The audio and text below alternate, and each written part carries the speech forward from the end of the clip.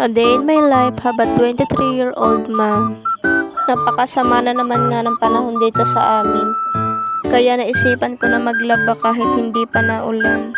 Kasi pag bumuhos ang ulan, mahihirapan na naman ako nito sa pagsasampay. Wala kasi akong dryer kaya napakahirap magpatuyo pag ganitong panahon. Inuna ko nga palang labahan ang mga puti.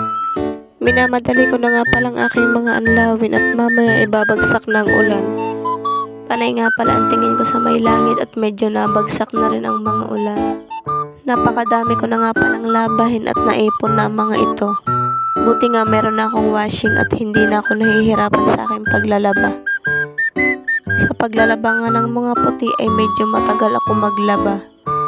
Hindi ako makakapagpatuyo sa araw ngayon kasi wala ngang araw at naulan nga dito sa amin. Natapos na nga pala ako mag-anlaw at ngayon ay magsasampay naman ako ng mga puti. Balak ko ding bumili ng dryer pag hindi na kami medyo gipit. Sa ngayon kasi hindi pa ako makabili kasi napakadami pang gastusin. Pag nakaluwag nga makakabili rin ako ng aking sariling dryer at hindi na rin ako mahihirapan magpatuyo ng mga damit.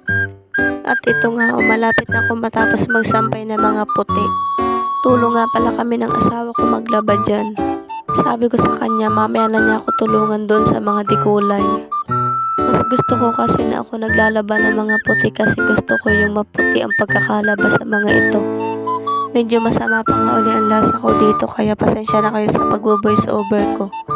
Marami nga din pala akong tanim na gulay dyan sa aming likod. At ito nga nilipat ko ang aking pwesto kasi napakadilim na dun sa may kabila. Kung ako nga ang tatanungin, mas gusto kong labahan yung mga puti. Hanggang dito na nga lang din palang aking video.